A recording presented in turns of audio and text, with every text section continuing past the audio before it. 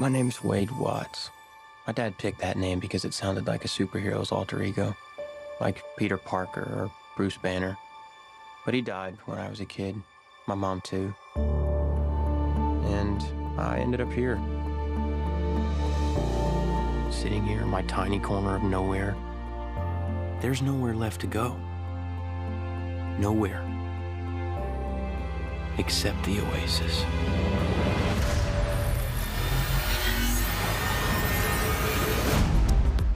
Describe the experience of working with a legend like Steven Spielberg. I mean, a man who's done it all in this game and a dream gig for most actors, but also I'm curious, maybe what surprised you about being full breach into the Spielberg experience? Steven has a very youthful energy and spirit about him, and I think that's why you see such, across his many, many films that he's been a part of, you see like a great camaraderie in young people in his films, and that's very present in Ready Player One, and I think a lot of that is because of, you know, he feels like such a big kid and you're having a great time with him, and, you know, he's in command, and really that energy just kind of bleeds into the rest of his cast and the rest of his crew on set. So you get to jump in the sandbox with him and just play. For someone of his caliber and of his genius, he completely trusted in our ability to create these characters. What's going on? Just practicing my Mario Kart! He's very aware that the energy in a room changes when he walks into it. So and I think when you're on his set, he's like, look, we're all made up of the same stuff, you know? And I think the cool thing about him is he's quick to say, you know, the sound guy, the grip, they're all just as important to this project as I am. And I think that's the tone he sets immediately. So after the first day, you're like, oh, good. It's old hat, you know what I mean? That's my boy, Steve. Yeah, what's up, Steven? How was your weekend? He makes you feel like you're part of a family, and he constantly tells us we're in this together, so we gotta work together. Yeah, I feel like too. And we were like a big family on stage. He would give us direction even while the camera is rolling. That was my first experience. I can believe it, like a dream.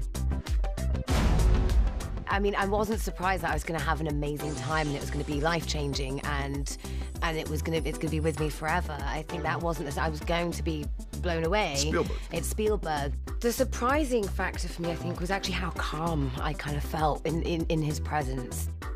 I think what you don't expect is to actually be working with him. You sort of expect him to be going, okay, go over there. The boss man. Yeah, exactly.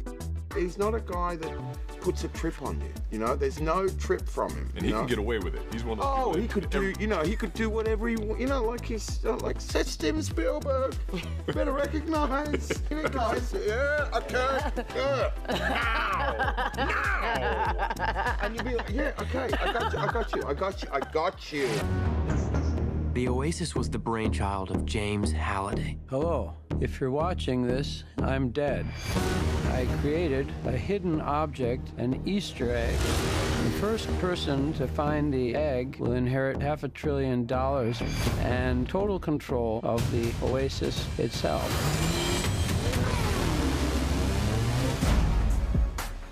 Please give people a little slice of your characters and kind of the way you bond, but there's the frick and the frack where there's some of that confrontation. I play Finale, and Finale is powerful in her own right. It's her walk, it's her whole presence. No, but she's good at her job. And I play Nolan Sorrento, who basically wants to take over the world and make everyone pay for it. He'd be the bad guy, the villain. Yeah, but he's very fortunate because he doesn't appear to me to be a particularly physically courageous type. However, it's a nice way to put it. You know, he's got Finale. She's like, I know, I've got you, Nolan. Yeah, I can do it. Relax, big I man. can do it. Relax. I'll jump on the car and beat everyone up.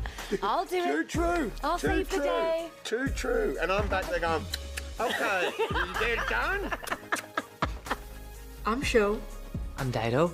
We're Daisho. Yes, we're the dynamic duo. You guys are like superheroes. Yeah, we're like superheroes, except inside of a virtual game. Personally, I think my avatar is the best looking one, but Oh, yeah? there might be a little bit of bias in there. I'm not sure.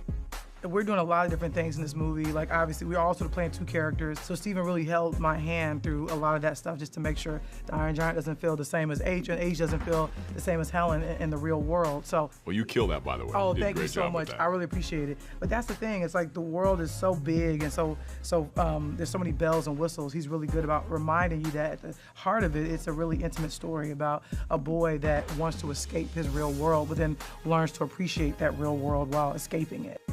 We spent like 2 weeks before we actually started shooting doing stunt rehearsals, motion capture rehearsals where we were getting familiar with some of the environments we would be walking around in and our motion capture get-ups. There's a sequence in the movie inside of the Distracted Globe where we have to reenact a dance from Saturday Night Fever. And so we were practicing that dance for 2 or 3 weeks. We got very comfortable with each other very quickly. We got to one point where we were practicing it with our motion capture helmets on. Do you remember that? Yeah. Because there are 4 cameras on the motion capture helmet that we had and lights. And so it's sticking out in front of your face about this far. So we get really close to each other in the movie, but in reality and actually shooting, we were like this. Who is this Parzival, and how the hell is he winning? Find him. Welcome to the rebellion, Wade. What kind of commentary or what kind of take is this on where we are in society right now with this obsession of living in this alternate world, online, World Wide Web? What do you think it kind of says about that? I think it's everything in moderation. I think it's really important. You know, you can connect on a virtual level, but you have to realize that you can't afford to leave reality behind, because without reality and without looking after the planet and the people around us, there'll be no virtual reality or forms of escapism like that.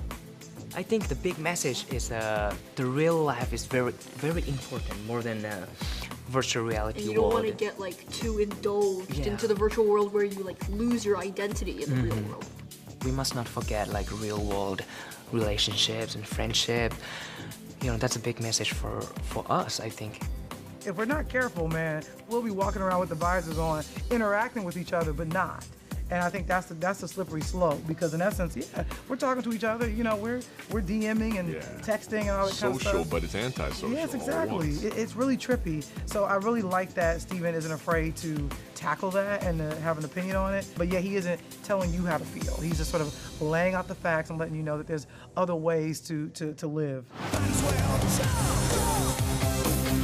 We all struggle to be comfortable with ourselves. It is for everyone, and it is saying, be comfortable as you are, you know, because that's who you are and that's why people love you. Are you willing to fight? And that's something that all these characters kind of learn over the course of the movie.